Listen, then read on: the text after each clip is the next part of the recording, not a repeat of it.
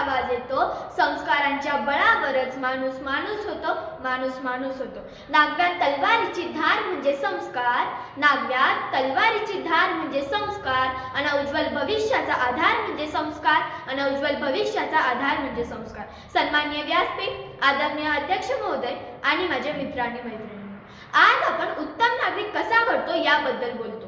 पण खरा प्रश्न असा आहे, माणूस हा आतून घडतो की फक्त बाहेरून सजतो? कारण माणूस आज कपड्याने सभ्य दिसतो, भाषणात देशप्रेम दाखवतो, पण संधी मिळताच नियम तोडतो. ही दुपटी वृत्ती म्हणजे संस्काराचा अभाव. आणि संस्कार म्हणजे माणसाच्या मनात बसलेली जी लाल रेषा, जी ओलांडली की स्वतःचीच नजर स्वतःशी भिडते आणि स्वतःला स्वतःची लाज वाटू लागते. आणि ही रेषा ज्याच्या मनात ठाम असेल तोच खरा नागरिक ठरतो.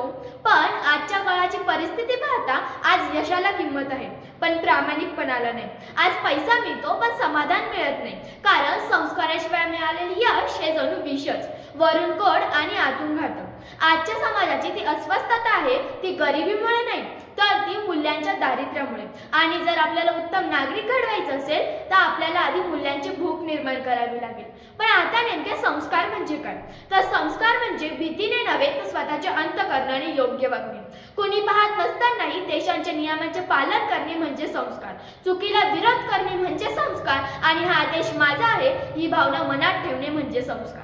पण आजचं मुख्य आणि कटू सत्य म्हणजे आपण रस्त्यावर कचरा टाकतो, कुणी पाहत नाही, रांग तोडतो, मला काय फरक पडतो, चूक पाहून गप्प बसतो, हे आपलं काम नाही. मित्रांनो, हीच असते का खरी नागरिकाची ओळख? तर नाही. आज डिग्री हातात असेल पण संस्कार नसतील तर तो माणूस नाही, तो ओझं ठरतो.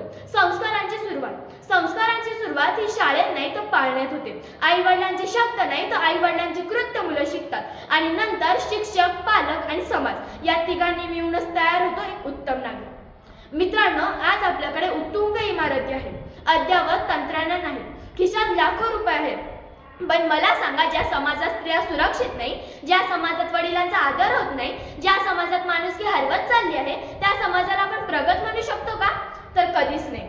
शिवाजी महाराजांनी स्वराज्य स्थापन केले कारण त्यांच्या मागे जिजाऊंचे संस्कार होते. डॉक्टर बाबासाहेब आंबेडकरांनी संविधान लिहिले कारण त्यांच्या मागे विचारांचे संस्कार होते. संस्कार म्हणजे केवळ नमस्कार करणे नव्हे, तर संस्कार म्हणजे अडचणीत सापडलेल्या मदतीचा हात देणे, देशांच्या नियमांचे पालन करणे आणि स्वाभिमानाने जगणे. मला सांगा, आजचा तरुण सुशिक्षित होतोय पण तो सुसंस्कृत होतोय का? पदवी मिळवून नोकरी मिळेल, पण माणुसकी मिळवण्यासाठी संस्कारच लागतात. झाडाची मूळ जेवढी खोल तेवढे झाड वादळात टिकते. तसेच माणसाचे संस्कार जेवढे घट्ट तेवढे तो आयुष्याच्या संकटात ताठ मानेने उभा राहू शकतो. म्हणून नेहमी लक्षात ठेवा, कपाळावरचा टिळा म्हणजे संस्कार नाही तर मनात जपलेली माणुसकी म्हणजे संस्कार आहे. कपाळावरचा टिळा म्हणजे संस्कार नाही तर मनात जपलेली माणुसकी म्हणजे संस्कार आहे. आणि रक्तातील सळसळ म्हणजे संस्कार नाही तर अन्यायाविरुद्ध पेटलेली आग म्हणजे संस्कार आहे, तर अन्यायाविरुद्ध पेटलेली आग म्हणजे संस्कार आहे. संस्कार हे बाहेरून लादले जात नाही, ते आतून रुजतात, आणि जेव्हा ते रुजतात तेव्हा एक सामान्य माणूसही एक उत्तम नागरिक बनतो. म्हणून संस्कार हे व्यक्तिमत्व घडवतात, चारित्र्य मजबूत करतात आणि राष्ट्राच्या पायाला खंबीरपणा देतात. पण आजची परिस्थिती पाहायला मन अगदी अस्वस्थ होतं, कारण आज बुद्धिमान तरुण आहे पण संयमी कमी आहे. त्यांच्या बोलण्यात धार आहे पण वागण्यात जबाबदारी नाहीये. सोशल मीडियावर मत मांडायला सगळे पुढे, पण समाजासाठी प्रत्यक्ष कर्म करायला सर्वांचे हात मागे.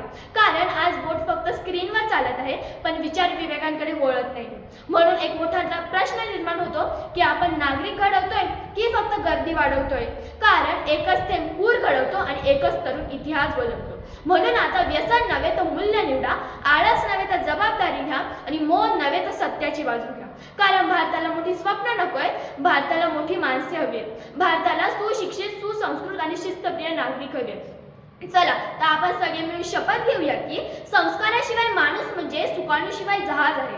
संस्काराशिवाय माणूस म्हणजे सुकाणूशिवाय जहाज आहे.